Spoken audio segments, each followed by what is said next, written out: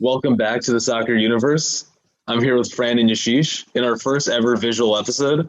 What's up, guys? Yes, I'm good, bro. I'm good. Bro.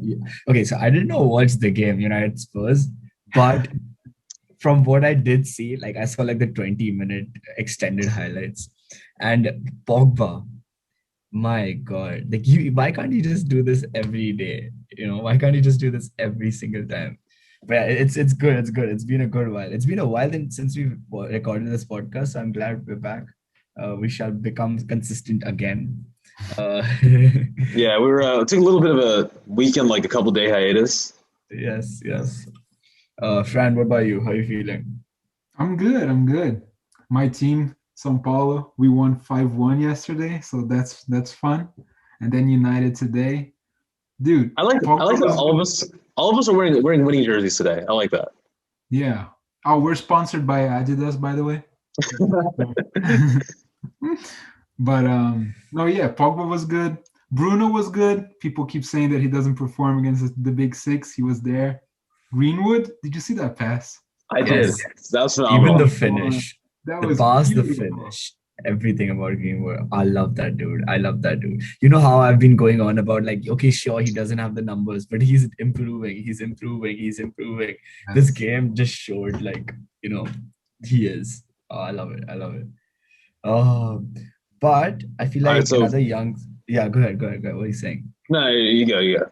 No, I feel like so another youngster. Like I think we'll come back to the United Spurs game, but one of the games that I did watch this during our hiatus was PSG versus Bayern. I was so hyped for this game, and I think it finally lived up to its hype. The finals, a 1-0 kind of both Yeah, teams weren't really going at it, completely. But here, I mean, there's so many talking points from this game. There's so many talking points. And I mean, first is Neymar. Okay, honestly, for me, Neymar has to be top three players in the world. Right? Like, I just don't get it when people go like, "Oh, he's not." Like, "Oh, he's just a dribbling merchant," or they go like, "Oh, he keeps getting injured a lot." But I personally feel like he is easily top three players in the world. Like it yeah, shouldn't even be a debate. And then there's Mbappe, who's finally like last. Like you remember in the finals, he missed that one chance against like he Yeah. had that yeah. one chance against Neuer. But this time he came up with the goods. It was a good watch. It was a good watch overall. What do you all I think? What do you think of I the want to game? say on the Neymar thing, I feel like you'd have to be a really like what's the word? A really recency bias influence fan to ever think he's not a top three player in the world. Because No. I don't know. I think if you're someone who follows season in, season out, and consistent, I think that's just like common knowledge. No, and like we were talking about the Greenwood pass, right? And that was beautiful. But the Neymar assist to the Marquinhos goal, dude, which other players in the world can do that pass Probably on his Messi left or De Apparently Mason Bruyne. That's Greenwood. about it. Apparently. No, but that was brilliant because like I was watching the game and I was doing my comp sci homework at the same time.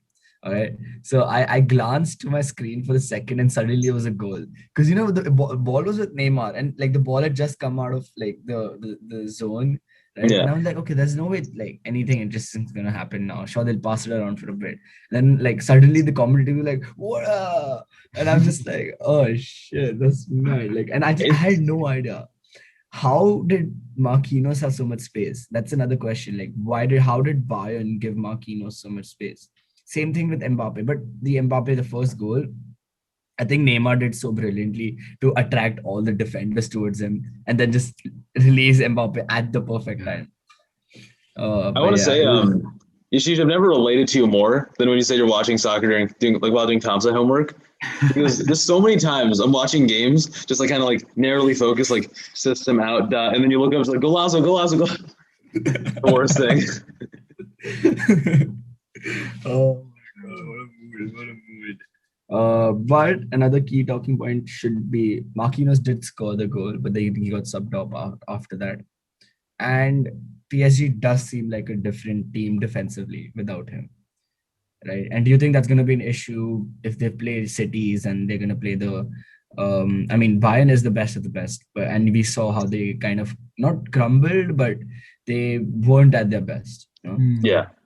So, what do you all think? How does the reliance on Marquinhos, is it as significant as we think it is, or do you think it's not that big a deal?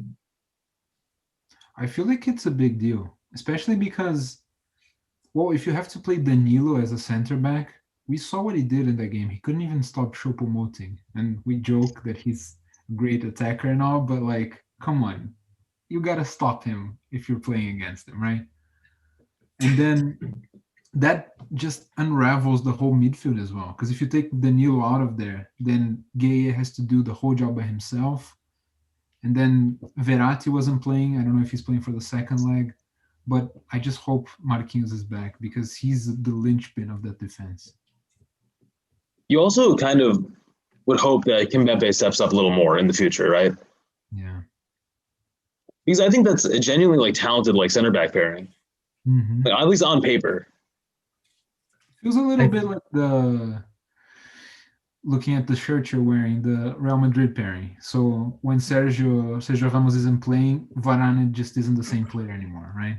Oh yeah, Kind of like that as well. I don't know what's up with these French defenders.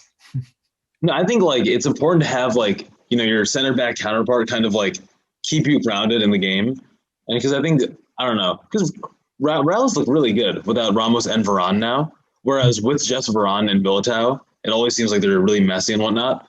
So I don't know. I think it's just like a chemistry thing more than anything. I was thinking when you have the comfort of having Marquinhos next to you all the time, and then you have to like integrate a new player in the middle of a game.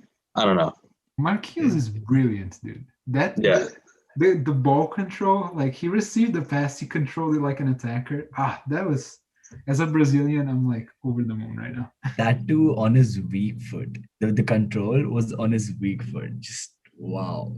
It reminded me of okay, it didn't really remind me of anything. I just wanted to praise Rashford's control in the Europa League game for the goal that he scored. Bro, and Lindelof's pass as well. Lindelof's pass and Rashford's like control for that pass. Like it was like pretty much like 3/4 of the pitch, Oh, what a pass! What a goal! But I also want to, Yashish, I want to address the parentheses I'm seeing here on our outline. Kimmich and Mueller look like spoiled brats sometimes. I want to get your thoughts. That's Fran. I want to get your thoughts on this. How do I? That's a very like incendiary sentence, It just annoys me that they complain a lot, and like we all saw the when Kimmich body checked Neymar, right? Yeah, that wasn't very nice, and they just act like they deserve the win. You know what I'm saying? Like play for it, and then let's see after the game. Because you didn't play to win that game. You lost. So that's what I'm saying. Okay. Yeah. I can see like the like anger in your voice. Just like it's like this calm rage. But I feel like the next leg is going to be mad. It's going to be a very interesting watch. I'm just scared that PSG will come out very like what's the word? Complacent? Yes. No, not complacent. I feel like Pochettino might set them up very defensive. Oh, okay, gotcha. And we might not. I don't think it's gonna be as interesting as of like in terms of like goals as our first leg was. Because PSG have 3 goals away from home. It was away from home, right? Yeah.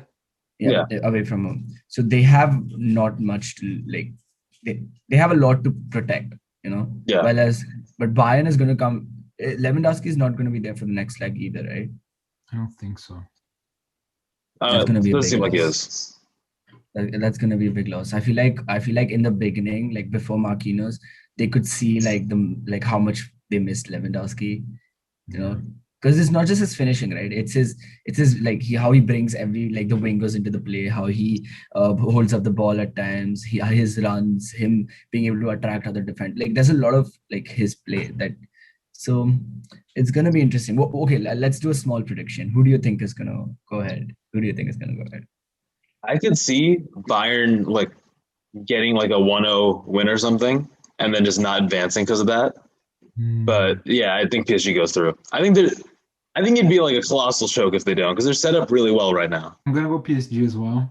I think it's gonna be. I think we're gonna see a lot of goals again. Yeah. But you are? I should. Maybe a 2-1, maybe a 3-2 again. Just because their defense is like PSG's attack is so strong, and they can exploit those defenders really well. And then PSG's defense is kind of shaky at times. So I could see a lot of. The only thing that scares me is that although the counter-attacking play the Pochettino employed worked, he also seemed a little. It seemed like he didn't really know how to substitute players. He didn't really seem to know how to adapt the scheme to what Bayern was doing. Whereas like Hansi Flick just was switching players left and right. He was kind of like passive and waiting for things to happen. So I'm just scared about that. That makes sense. For me, it's going to depend a lot on Marquinhos. For me, because all right, if Marquinhos, I just feel like I still think PSG has more than enough to go through, in terms of the squad, simply because of how good their attack is. But I can see Bayern winning it, but I don't think they'll win it by more than 2 goals, and I don't like. So I feel like PSG will go through, but it is good. I think it's going to be a very close game. Like I think there'll be a lot of nerves going around, and PSG needs to make sure they don't bottle it. Yeah. I while watching the game, right, when it went from 2-0 to 2-2, I was watching with Josh, and I told him like, you can remove the man from the Spurs, but you cannot remove the Spurs from the man. 100% agree. Yes. So it was quite a funny one, but I hope they do well. I hope they do well because I want PSG to win the entire thing. Because I don't want an English club. None of the English clubs. I don't want any of them to win. I don't mind them reaching the finals. I just don't want them to win. Yeah. Yeah. Fair enough. Yeah. Oh, best result would be Dortmund winning it. Because I want Jude Bellingham to lift that trophy and go into that, whoever that stupid referee was, go into that dude's face, right? And just shove it. Okay, let's move. I think we can talk about the next game. We can talk about City versus Dortmund. What do you all think about the game? City were clearly playing with 12 men, while Dortmund were playing with 11. So, look, I don't like crying foul on referees after games.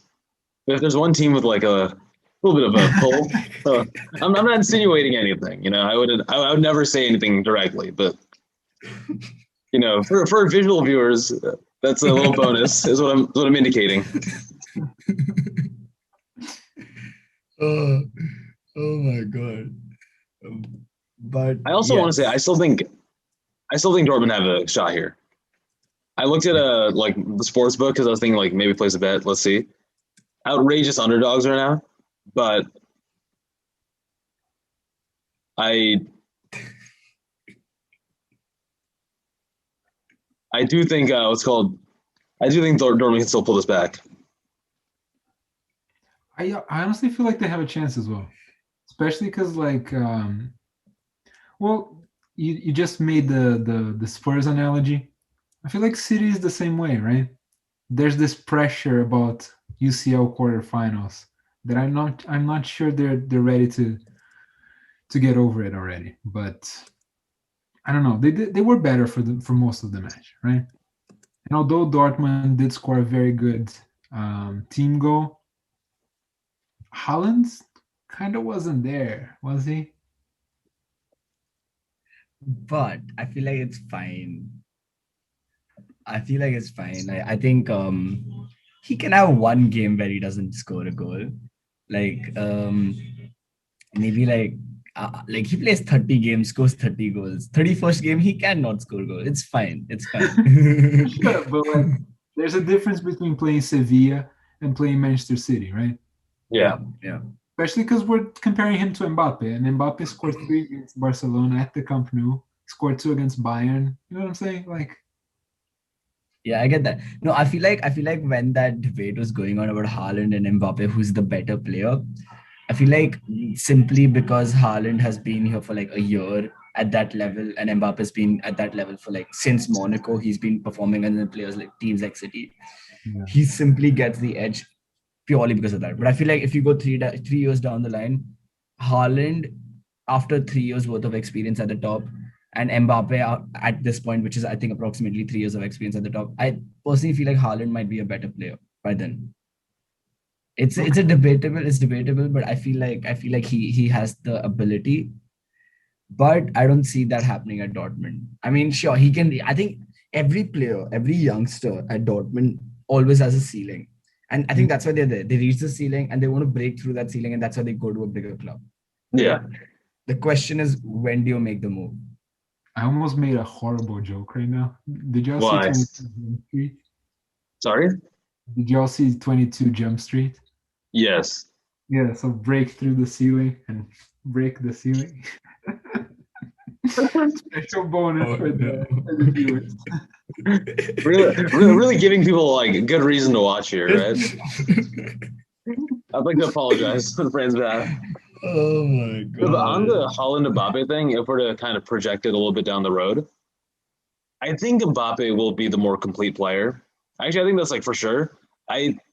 It's just a matter of like, okay, how high do you think Mbappe's ceiling is? Because will he just be like a good goal scorer, great at positioning himself?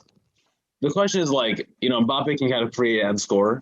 And so I just think that's the distinction that's going to separate them. All right, yeah, makes sense. I feel like Mbappe's ceiling is probably like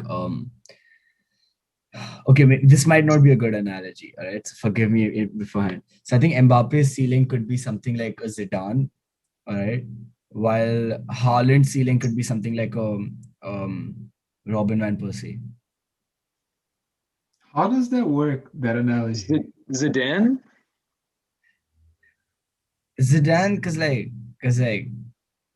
more complete. And French, yeah. Yeah, but Zidane, like, they're really not the same player. On it, like from a style perspective, Pogba is closer to Zidane than Mbappe. Yes, and also Yeah. like Van Persie and Zidane aren't even. They didn't. Like they're just such a weird like. I did not think this through. I'm sorry, I did not think this through. Look, I'm not mad at you. I'm just confused, man. So let me change it up. iron out the analogy a little bit. Rooney, all right. Rooney, okay. Rooney and like let's go with some like forward bingo. Wait, did you say Van Persie just to get into Archit's feelings? Okay, we didn't have to get into this right now, but subconsciously, probably yes. Subconsciously, subconscious psychological warfare going on here. Wait, so let's move on. Let's move on. You compare Mbappe to Rooney though. That's even more interesting here. No. I think. Okay, maybe. I just don't know what I'm doing. I have no idea. I have no logic behind any of my comparisons right now. Okay, so, but who else has this might be the best segue of all time. Who else has no idea what they're doing? Who do you think? Arsenal. Liverpool. No, okay, we won today. Hey, calm down. I was gonna say Liverpool. Yes, you're right. That was my first guess. I just said Arsenal. Mess with you. No, I know. So I want to quickly shout out the 3-1. Yes. My thing is, I still think if I had put money on it, I don't know why I keep on bringing betting into this. I just think it frames a lot of my thinking. I would actually put money on Liverpool for the next game. Oh God. I know it's silly, but they have Van Dijk coming back. It's still Real Madrid. Van Dijk's coming back? Hold on. Probably wrong. I heard that from a Liverpool fan, and I think he probably saw some rumor somewhere. So I'm gonna. Oh God! If he does come back, I can see where you're going with this. Yeah, I can see where you're going with this. Then. However, I think that was just a delusional fan. Okay. Yes. Are you sure you want to speak to Josh? Okay, no, that's summer. I'm gonna quickly wipe that off the table. He's coming back in the summer. All right, cool. So yeah, it's still Madrid then. Yeah. So, can we talk about Vinícius Jr? Please, I'd love to. Oh my God! Insane. Yes. No, but can we talk about that assist? Oh my God, what a brilliant assist by Trent Alexander-Arnold. I knew you were gonna say it. I saw some I forgot. Actually, I'm just gonna rephrase the joke. You know that Van Dijk rumor I saw? Yeah. The source was Trent Alexander-Arnold's defense. Oh, there we go. Oh my God, I'm loving this. I'm loving this. All the banter, loving it. I love how the week before the game there was all this debate going on in the English TV shows about who what's his name, the manager of the national team should take for the right back position. Gareth Southgate. I was actually going to ask you Southgate. that today. Right. So they everybody was talking about how no, you have to take Trent, you have to take Trent. And yes, he's a great attacking player. But dude, he got schooled by Vinícius. That was embarrassing. I still take Trent depending on the kind of tactics you want to play. But there's real merit in starting a more defensive player. I would say Wan-Bissaka. There's still I know you guys are gonna really love that I'm saying this, but there's real merit. If Southgate wants to go defensive, he just can't have Trent in the lineup. There's no point. Mm-hmm. All right. Can I share something? Okay. As a United fan, I don't know. I don't believe that I'm saying this. Okay. I've come to realize that Wan-Bissaka is the best 1v1 tackler. All right. I think that's the best thing. But his defensive positioning, his aerial ability, his attacking output, which has been talked about a lot, his tendency to just shut off during games defensively. I'm starting to realize that he might not be the best defensive fullback I've ever seen, or at least not in the Premier League. He might not be the best defensive fullback you've ever seen. Okay. And I haven't seen that much football, to be honest. Let me put that out there. I haven't seen that much football. And there was a point in time when I went oh, bro, Vaughn was, oh my God, this is mad. This guy can stop everything. But okay, for example, right, today's goal that we conceded against Son, right? Of course, it's not that easy. That of course, Wan-Bissaka wouldn't have predicted. Not many fullbacks would have predicted that. Oh, the ball's going to go to Son. But the fact that Wan-Bissaka got attracted towards Harry Kane, while that's the centre back's job, right? He gets. I sometimes feel like he gets attracted to the ball more than he gets attracted to the man. You know. I could see that. I think that's fair. Yeah. Say that again. He gets attracted to the. Oh no. That's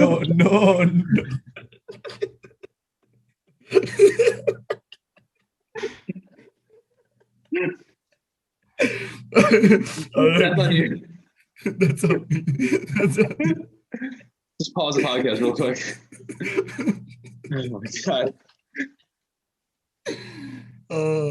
No, you remember Maldini was the one who quoted this.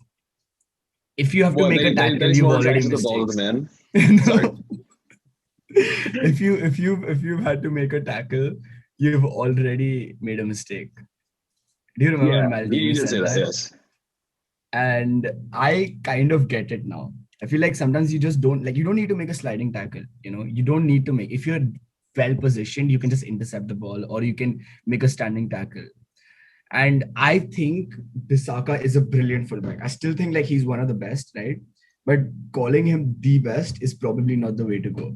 And I feel like the way England wants to play, where they keep trying to soak up pressure, he would be good if you're playing against a team that has skillful wingers and stuff like that. But he might not be good against teams that have good passing abilities. If you play against Spain, Bissaka will get exposed very easily because of their tendency to pass. That's basically what I wanted to share. And I wanted to ask you all. You brought up the fullback debate. So I saw the Gary Neville and Jamie Carragher debate, and they were basically discussing which right backs they'd take. Right. So which right backs would you take to Euros if you were Gareth Southgate? Well, I'm taking Trent. I still believe if you have any ambition in the way you want to play, you take Trent. You got to give him credit, right? Yeah.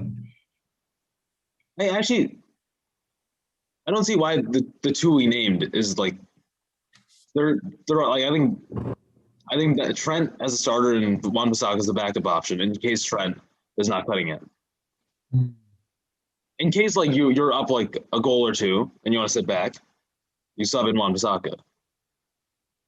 Yeah. Yeah, I could see that too. I guess it depends on what formation they're playing, right? Because if they're playing three at the back, then I guess Kyle Walker is the right-sided center back. But if they're playing two, then I play Kyle Walker as the first right back. And then, honestly, I take Trent as well. And not because I don't rate Wan-Bissaka above him, because I do. But like, I'd rather have a secret weapon on the bench than another defender, right? That's And I right. feel like, especially to what you're saying, Yashish, of how like sometimes maybe he's a little immature still, right? He's a very young player, so it might be good to keep Wan-Bissaka out for now, keep him out of the limelight, and just let him develop. You know? Yeah, I Yes, can't I imagine like agree. I agree. Yeah, I can't imagine the total take on him. Like makes one mistake for England, right, and just gets just beheaded by the fans. Yeah. Yeah, and the English media is very like difficult to deal with. Like you saw what happened to Greenwood's English career, right? There's still a lot of go for Greenwood. I think he's gonna bounce back when he gets the England chance. But it's just like one small thing that happened with Iceland. Okay, not a small thing, but one mistake he made with Iceland, and just the media just ripped him apart. Yeah. So I personally would take Kyle Walker for sure, and I take two right backs. I think one comment that Gary Neville really made sense. He said that you should like never pinch a position. So basically, like most of the managers in the back have like in the past have gone like, oh, Gary is our main choice right back. I'm not going to take another right back because Beckham can play right back, or we can put Carragher into right back. He can play right back, but that plays if you don't have specialized players for positions like fullbacks in today's, especially the modern world, I think you'll suffer because you can't just go like, oh, I'll put Declan Rice in right back, or, I'll put Yeah. Connor Cody in right back.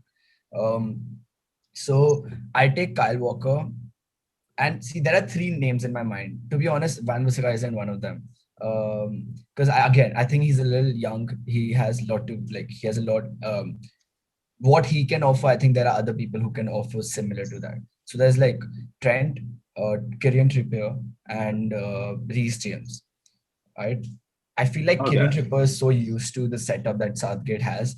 So for me, I would not take Reece James. It'd come down to Kieran Trippier and Trent for me.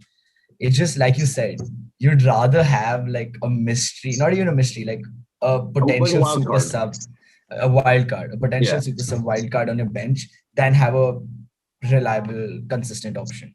Right.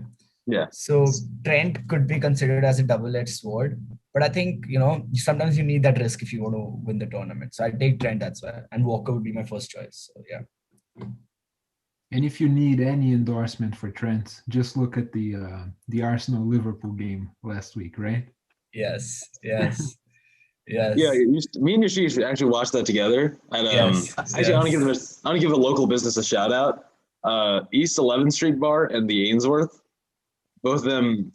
If you want an expensive cocktail, go to the Ainsworth. Yes. And Yes. if you want cocktails that are way too cheap, because Yashish, we went back there for NCAA later. If you want Oh, cocktails shit. that are dangerously cheap, go to East 11th Bar.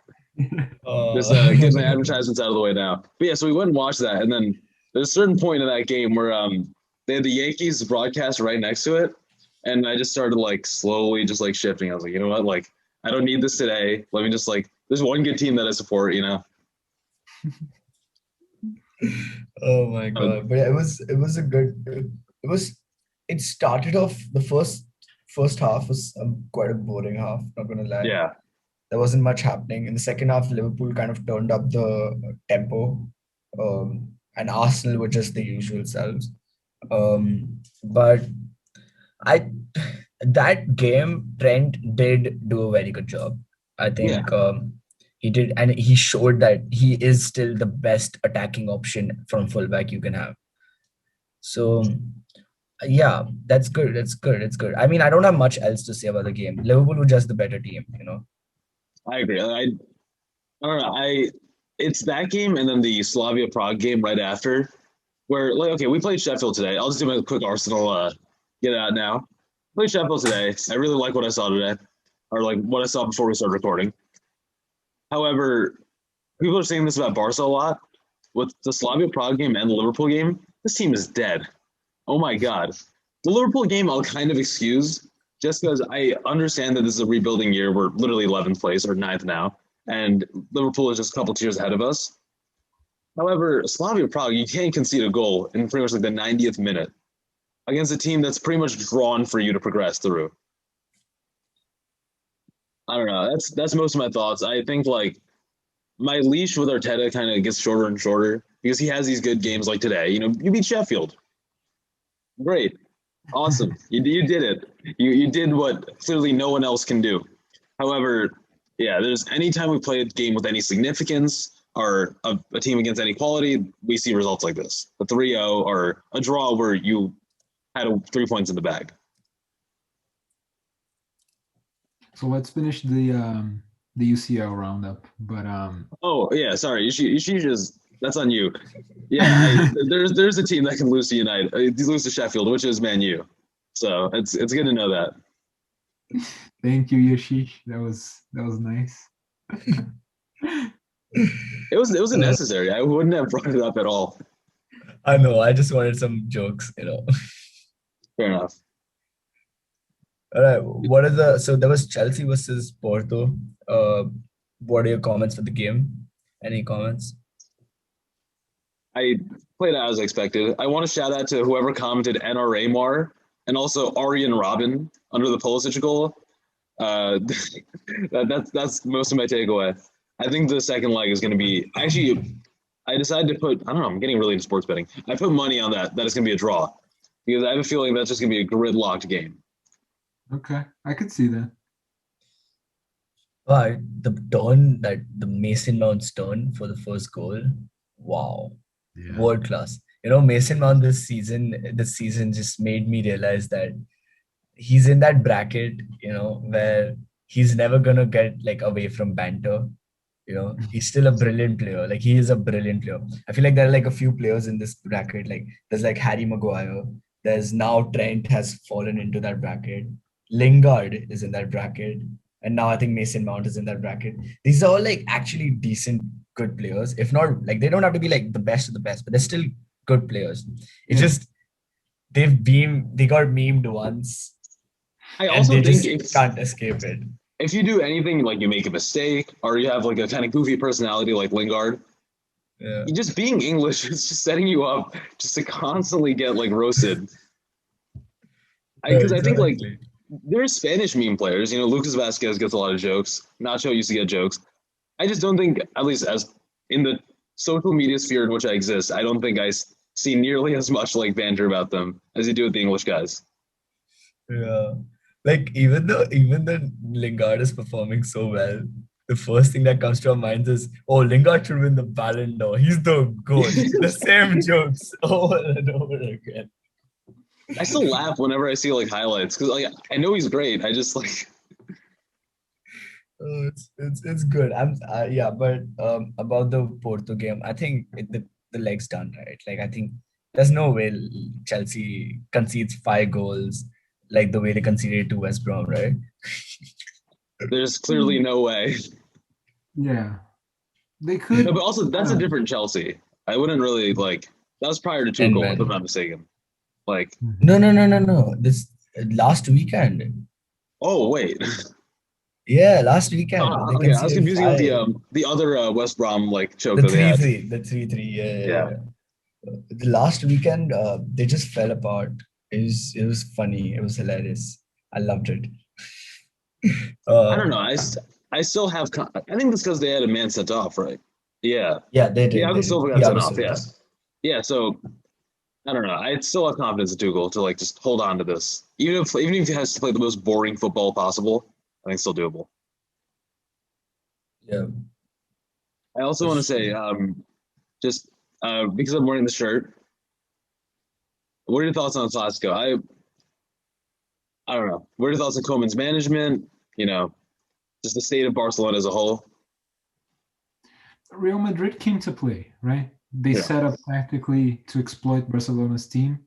Barcelona came to defend, and they couldn't do it for the first half for sure. Vinícius again. Who's that guy? Mingueza. I have never seen him before. Vinícius had him in the first half, Yeah. and then he scored that weird goal in the second half, where like nobody in the Madrid defense decided to defend. But Madrid deserved the win. They missed so many sitters. They did. And yeah, if Barcelona hadn't snatched it in the end, I guess it would have been a nice story for the Classico history. But I don't know. Madrid deserved to win, especially after that Benzema goal. Oh yeah, the beautiful back That heel. goal. Yeah. You know which goal that remind me of? Do you remember? I think it was Ronaldo's goal in one of the Euros in one knockout rounds. I don't remember who it was against. I know which goal. I've like seen the highlight. You know those YouTube videos which are like Cristiano Ronaldo magic skills like fire goals 2020. Like, you know what I mean? I've definitely seen I've definitely seen what you're referring to in one of those. Yeah, and that goal, the Ronaldo one was much better though, because it was like bouncing and he had to like get ready for the bounce, and it was further out. But Benzema was like, he's last couple seasons, at least since Ronaldo's left, he's been showing like the world who he is. He's been showing that he's an F1 car. Yeah. He's been great since Leon. Like I just think, you have Ronaldo there, just you're gonna be in a shadow for a little bit. It's not the craziest thing. He also adapted insanely well to accommodate Ronaldo. So Yeah. I think he's still that player. The La Liga is close. Yes. It's getting interesting. It's getting very interesting. And like I just can't believe how Atletico bottled it. Like, come on, you have I just pissing off. Like, how do you go from like easy winners? Like, there was no way I could have seen them lose, right? To competing in a dog race now. Like, I just don't get it. Like, but I guess that's what they're the Spurs of the La Liga. Yeah, I was gonna say you said how did Atletico bottle it? I don't know. We've seen this happen consistently. Yeah, I'm not. About it though is that usually they bottle it over one game and it's like the final and they lose it, right? But this one, the run is just long. They've been losing, drawing so many games on a row that you wonder if they have to pull something drastic to change their fortunes, Yes, I'm looking at their last couple of La Liga results. It's just been like 2-0-2 to Levante, 1-1 Levante. I don't know why Levante's in their heads like this. What's called draw against Getafe, lost to Sevilla. Right now, they're only level against Betis. These teams are good, but they're not exactly they're not exactly like premium competition or anything. Right. Yeah. All right. Question: Diego Simeone, is it time for him to go? Nah. I don't think so. Who else do they get?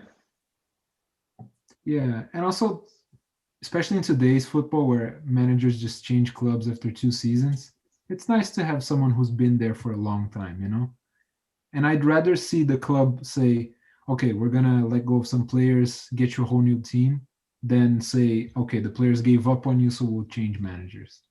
It's nice to see that the different side of this. I also think that would kind of wreck the mentality of the squad, right? Because he's had them overachieving for a very long time, and he has a pretty limited budget. I know they spent crazy money on Felix, but other than that, that's not it's not the norm for them. And so he's had them outperforming their standards and their kind of tier of their financial situation. I don't know. I have nothing. I criticize him a lot, especially after the whole the Ronaldo celebration thing, and he got all sentimental about it. But I don't think he deserves to go, or I don't think he deserves to be sacked or anything like that. Agreed. I'm checking on this quickly. I wanted to actually ask, since you brought that up, should he be the highest paid manager in Europe? Because I'm not sure if he still is, but now he's third. Right now he's under Pep and Jose. Who? That makes sense. For the longest time, Pep he and was. Jose. Oh, okay, got it. I'm like, who's Pep and Jose? Now I get it. It's Pep and Jose. Got it. Honestly, Pep and Jose is kind of a cool name, but yeah, he's Pep and Poppin. Pep and be Poppin. so he's paid more than Klopp, Conte, Ancelotti, Flick, and Zidane, and Cannavaro, but I'm not stressing about it. Benitez, also not really going to stress too much about it. I don't want to I don't want him to lose any salary because of my words here, but like, is that like, I don't know. Do you really rank him in the same tier as you would Pep and like, because it's a significant drop after, because Pep Jose is 23, 18, then 16, and then the rest are like 12 and under. I feel like Atletico, when they gave him all that money and signed the new contract, they took a gamble. I think that's the best way to put it. They put their trust in him, and they were like, you know what, we go all into you. Maybe it's too soon to say if the gamble has worked out or not. But I think maybe a couple seasons more. How much longer does he have in his contract? I think a while. He's got a while. Yeah. So for the longest time, he was the highest paid. I think it's only recently that like Pep and I can't say it properly now. Pep and Jose both overtook him. Well, I think of the other managers you mentioned, Klopp should definitely be higher on that list, right? Yes. And then probably Zidane as well. But the other guys, like Hansi Flick, just came into the job, right? He was an assistant for the longest time. Yeah. And I mean, I don't know. I feel like it was a gamble in the sense of like, maybe we'll not win the league a lot of times with this guy, right? We could go for a bigger name, but this guy is a safe pair of hands that we know will keep us competitive every year. And he took them to 2 Champions League finals. He won the league with them once, you know? So like, it's more of you've been here for like 7 years. We trust you. We want you here for longer. So we'll give you a really high contract. I feel like it's fair.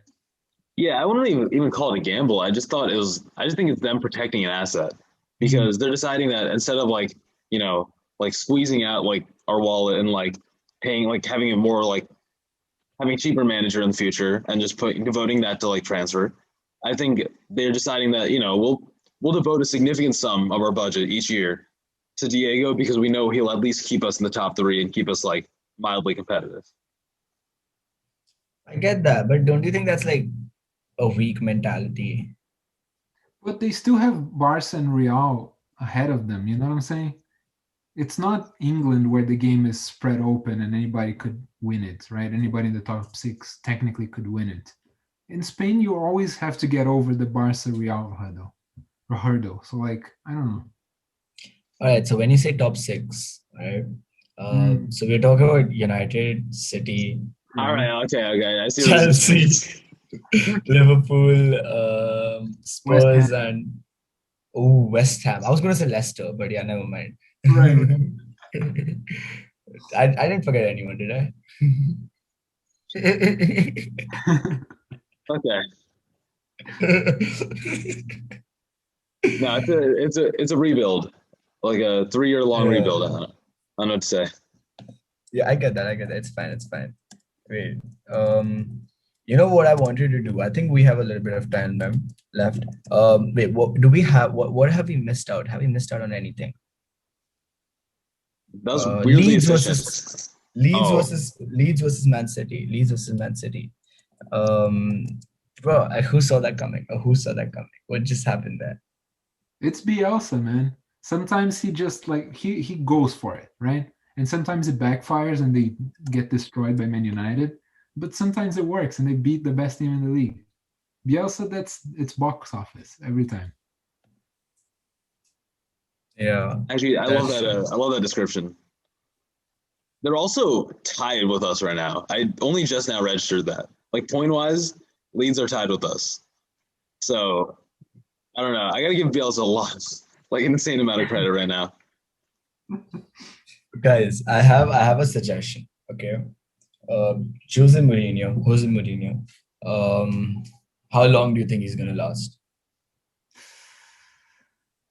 Have you all seen that meme where there's this drawing and then there's like a horse?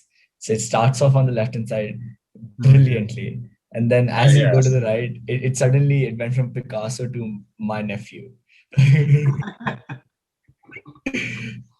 So Perfect description of that used to be season. like the description of Jose from like first to second to third season. Yeah. I don't know. I don't know. Even at Tottenham, I think he's for the most part been just the nephew drawn horse. You know what I mean? I think very little of it, like besides like the hoof, was like finely drawn, and then the rest of it is just like he's like me. Maybe it's time for a new challenge, and like maybe he should take a break, an actual break, just like reevaluate his managing, his decisions, his tactics, and then try something different out. Maybe manage a national team, maybe manage in a league he hasn't before, because he clearly wants to keep going, right? And all props to him. He probably should. He's still one of the best managers around. Yeah, I don't think he should retire because I can just imagine him on like FIFA Ultimate Team or something, just breaking controllers.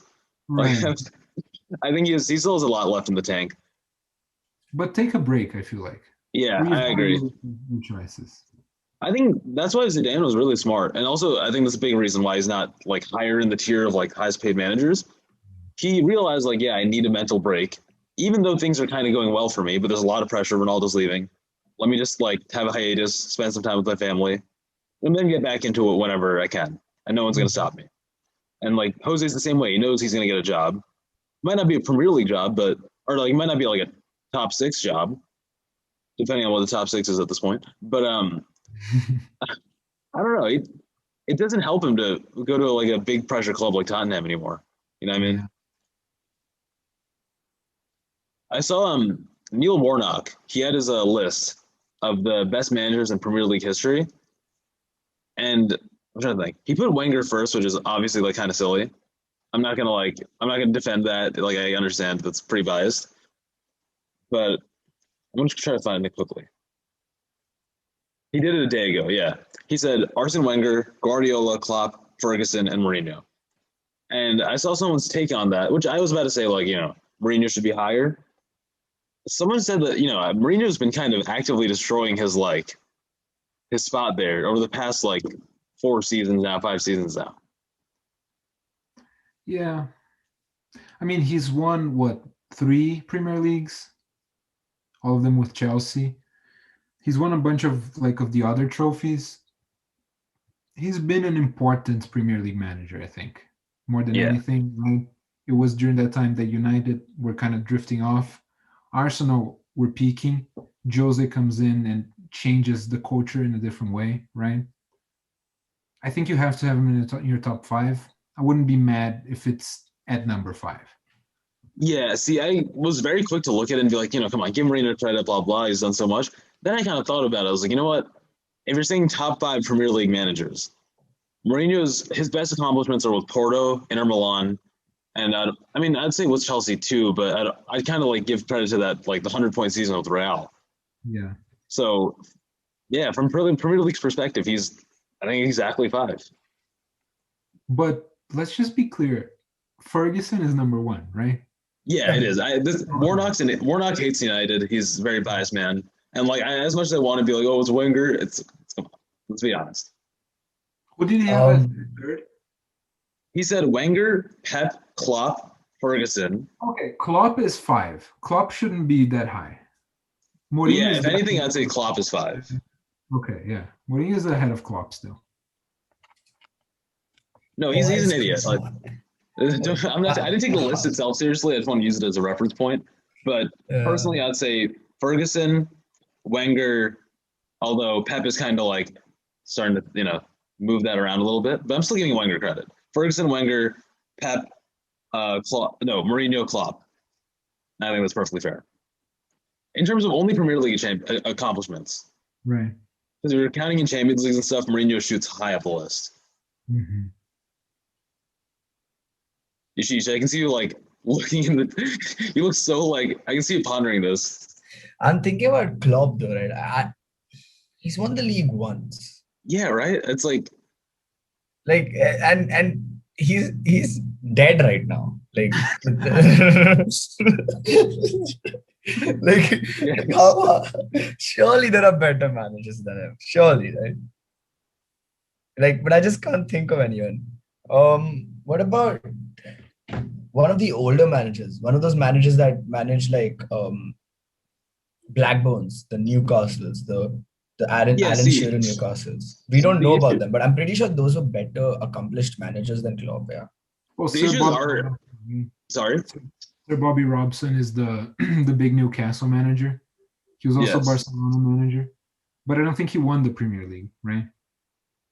That's the I think the difficulty. problem with this is our age is kind of showing now because like Yeah. we don't really have a reference point farther back than like, Wenger, Ferguson. Right. Yeah. But like, if you're gonna put Klopp for winning one Premier League, you could put Ancelotti there as well, because like Yeah, he won but the Premier League with Chelsea, and he's doing a good job with Everton, right? but I think okay, I'll give Klopp credit there. I love Ancelotti, and I think maybe career-wise it's a different story. He has a Champions League with Real, he's been great, but I do see the issue where it's like Ancelotti, like Klopp rebuilt Liverpool. They're in the Europa League before getting to the like Champions League final. They're like kind of in shambles for a while. Klopp did a great job like bringing them back. Like they aren't this tier of like club without Klopp. For the longest time, they seemed in the tier that Arsenal kind of look like right now, if not like worse at a certain point, or in the Tottenham tier. Does someone like David Moyes get a shot? Get a shot?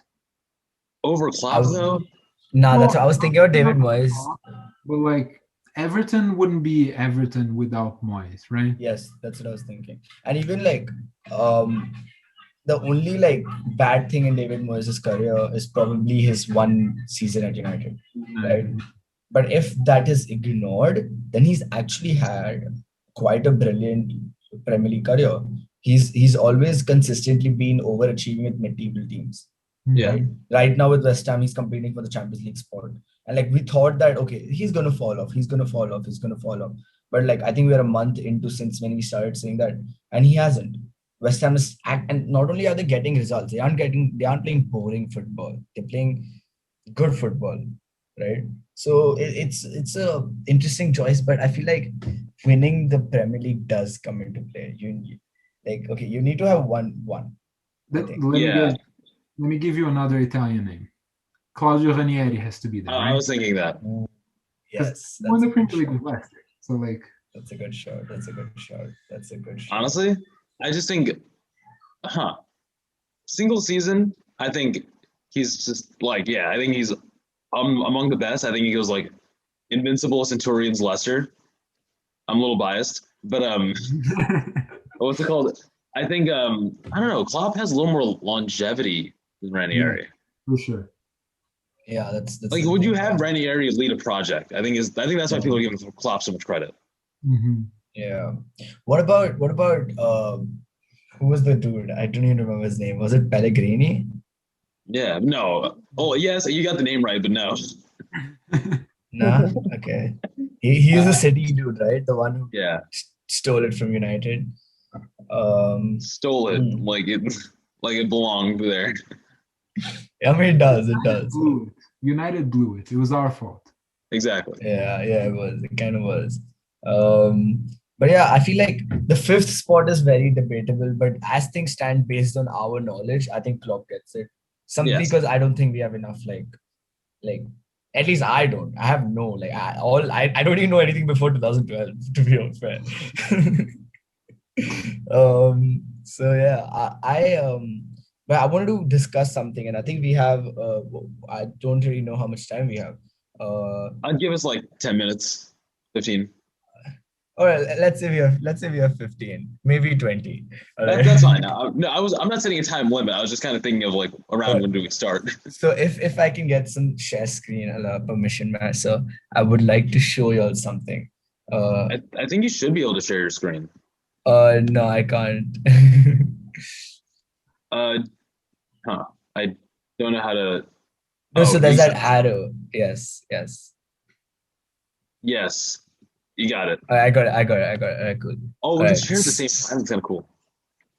Oh, yes. All right. So here's an Ooh. interesting list that I'd like to discuss.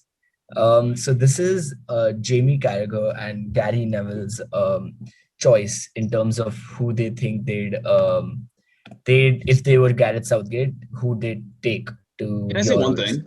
Yes. Are they going to keep on going with Euro 2020? Because I get that, like, when you look back, like, historically, it makes sense. It makes sense from, like, an alignment perspective. You're like, you want it to have been every, like, 4 years, whatever, right? But, like, come on, it's just so impractical and silly. Yeah. So for the podcast listeners, I would like to just say the 20 names out loud. Uh, so the goalkeepers are, I think everyone agrees with these, right? So there is Jordan Pickford, Nick Pope, Dean Henderson. I don't think there'll be any debates on who else goes to who are the three goalkeeper choices. I'm perfectly good with that, yeah. Yeah. Then defenders. Here's like a good Actually, debate. quick thing on goalies. What's the order? Because Pickford is not. That's the debate. Now for me it's Dean Henderson first, Jordan Pickford second, Nick Pope third. The only reason I don't go Dean Henderson first is because historically English goalkeepers have been bad in these tournaments. They always make a blunder and then their career is over.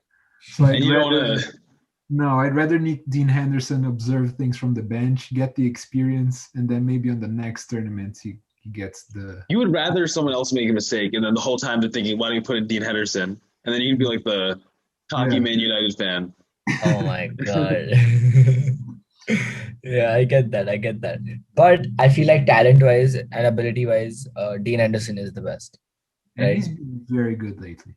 He has been. Yeah. Today the Son had an open goal, but because there was Dean Henderson in goal, he didn't have an open goal. Exactly, like it makes sense. Like he had an open goal simply because Dean Henderson was in goal. He didn't have an open goal. Like it was crazy. Like because I was like, oh shit, there was no way De Gea would have made that. Yeah, I love De Gea. talent-wise, I fully agree. I just could see like Southgate would want to like ease him in, not just like dump him in like in the Euros. I think it's fair. Yeah. Then come the defenders. Actually, this is a more debatable, so we'll come to this in the end. Let's go to forwards. Actually, even forwards is very good. Never mind. Midfielders. We'll go to midfielders. Declan Rice, Jordan Henderson, Mason Mount, Calvin Phillips, Phil Foden. So this is the 20 that they both selected. There were 3 that both of them had like different names. So we'll get to that later, but these are 20. So here, is there any particular name that you don't want or you think is missing out? What do you say? I'm thinking to myself. Calvin Phillips I kind of like because he can be that leader that Henderson is most of the time. And if Henderson is out, I'd kind of trust Phillips to like pick up the slack. As far as like morale and leadership goes, he's not as talented as Henderson, but I kind of like that inclusion. Yeah. Foden, Mount, Henderson's it's an injury thing, but Foden, Mount, and Rice I think are undisputed here. Yeah, 100%. Yeah, this is an uncontroversial like selection to me. I think it's fine. fine. What do you think about the names I'm gonna say? James Ward-Prowse, Jude Bellingham, James Maddison. Oh, maybe Maddison. Like I love Calvin Phillips, but you have Declan Rice okay. and Jordan Henderson playing like CDM positions. And Calvin Phillips is also more of a defensive midfielder, right? Maybe put in another more attacking option, someone who's more of a playmaker, because you have Declan Rice and Jordan Henderson options, right? So I would personally put James Maddison in over Calvin Phillips. No, I think Maddison should be in. I feel like I forgot about that, but yeah. Could I take out a forward and bring in James Maddison? Which one would you take out? Calvert-Lewin. Yeah. Yes. I stand that. Yeah, fair enough. You can do that. I agree. On the forwards list, there's just like one clear name that I was thinking. Yeah. But on the forwards list, Okay, I think so. I feel like okay, but the thing is, it's a 20-man list and there are 23 players. So I would put James Madison and Calvin Phillips in. So I'd put both of them in, Fair, right? yeah. And so then I have two more players left in this list. Let's go to forwards now. Okay, Harry Kane, Raheem Sterling, Calvert-Lewin, Grealish, and Rashford. I think most of these names, other than Calvert-Lewin, are indisputable, right? Yeah. Yeah. Uh, but Calvert-Lewin, the name that's sticking out to me that like, just why is it not here? It's Jadon Sancho. Oh, of course. Oh, yeah. right. Okay, so take out DCL, put in Sancho, and then but I feel like I'm getting very offensive, like offensively minded here when I'm saying Phillips over Madison, Phillips, and then Sancho over DCL. I realize it's a very, very offensive like formation, but I But still like. but is it like if you have Declan Rice or Jordan Henderson in there? Uh, but here's the thing, right? Both Mount and Foden, or even if you get Madison, all three of them like to be in like forward positions. None of them are like a Fred or a McTominay who like will be box to box. Right. But then he would anyways not. He would play Mount and Foden anyway. Like he's gonna play one defensive midfielder if he plays 4-3-3. So like that's Yeah. gonna be an issue with any player you put in. So it doesn't really matter. Like gonna be his formation. Either way, you have to take Sancho, right? Yeah, 'Cause you he's have to take Sancho. He's so much talented. He's so talented, and he deserves to be on that squad. Exactly. Calvert-Lewin, all due respect to him, but he's a very inconsistent player, and I Yeah. like what he's done this season for sure. But I also remember you guys complaining about him every week because of your fantasy teams, right? So I don't Yeah. like him. I don't like him. I don't like him. I don't like Okay, I have nothing against him, but I don't see what he brings here that like all these other forwards don't bring. Yeah, Right. like I think he's the most limited player here. exactly, right? Danny Ings is actually a better shout over him. The only issue is Danny Ings has been out for injury so often. That's So true. he Yeah. hasn't had that match sharpness. Mhm. So you don't want to risk that. True. I'd say there are two names that come to my mind who are at least at the same level as Dominic Calvert-Lewin. Patrick Bamford and Ollie Watkins. Yo, Bamford has been good, and I feel like he doesn't get the Exactly. respect he deserves. Exactly, right. I like Bamford. I like Bamford. Like I feel like if you're taking Calvert-Lewin, you'd rather just take Bamford. Like because Yeah. Bamford Yeah. even assists. And Mhm. Bamford has been managed by Bielsa. Ancelotti is a great manager, right? Sure. But Bielsa instills this weird like work ethic that Mm. I don't think many managers can put into their players. The No, level of work. Ancelotti is great at letting attackers, really talented and smart attackers, run free, right? Yeah. Bielsa is really about the nitty and gritty of the tactics. So you know that someone like Patrick Bamford would have a more tactically aware mind than Calvert-Lewin in respect Yeah. to their recent managers. Yeah. Yeah, if you want a backup striker, I'm going like obviously Kane starts and then you have Bamford on the bench.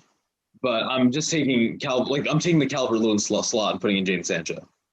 Yes, agreed. Agreed. Because you only have so But many people you can put on this list.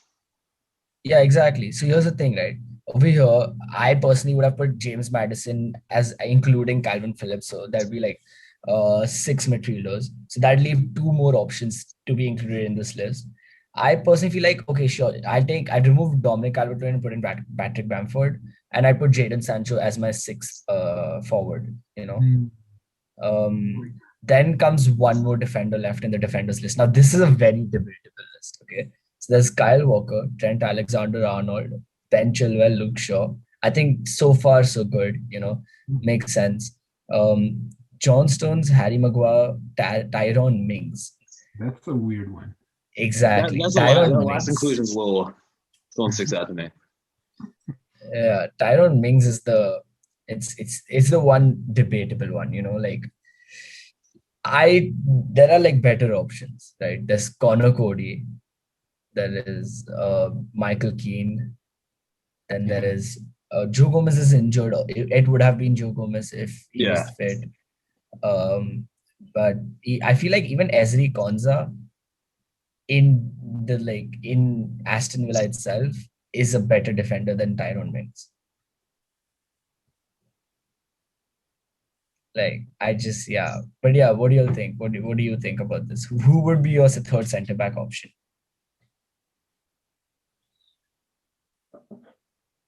Okay, I so feel like Stones. Yeah, sorry, you're saying? no, you could even give a shout to someone like Ben White. And I Oh know that yes. Brighton hasn't been good, but like as far as talent is concerned, and like leadership and all that is important for a center back, I feel like I trust him more than Tyrone Mings. Because Tyrone Mings is like he's a feisty player. Remember when he fought Zlatan for no reason and then like stepped on his head and stuff like that? Yeah, I if don't you're know if going if that's you're like going to the Euros, you want to. I don't know. yeah. You don't want a loose cannon. Mm-hmm. I would take Connor Cody for sure. I think Cody's earned it. Yeah, same. I'll back the Cody pick over Mings. Me too. But I'm cool with the rest of this list. Walker, Alexander Arnold, Chilwell. Yeah, I see no issue. Let me see. Yeah, That's goalies. good. That's good. Yeah. But then who would be your like last one choice? So you have one more choice left because that's 22 players. If you put Jadon Sancho in, remove Dominic Calvert-Lewin, put Patrick Bamford in, and put James Madison in, remove Tyrone Mings, put Connor Cody in. We have one more player we can put, either a defender, midfielder, or forward. So who would it be? I'm like kind of blanking out. What's the short list? I would say like you can either put like another midfielder in terms like James Ward-Prowse or like who was the Jude Bellingham, or you can put Greenwood in as a forward option. You could put or you could put defenders Ezri Konza, or you can just keep Tyrone Mings. Maybe get another fullback, but do you need those many fullbacks? I'm thinking Jude Bellingham, Yes, that's what. Yeah, but go ahead. how much added value though is there when you have everybody listed here? Adding Bellingham. Yeah, and like for the 23rd man, let's be honest, he's not gonna play.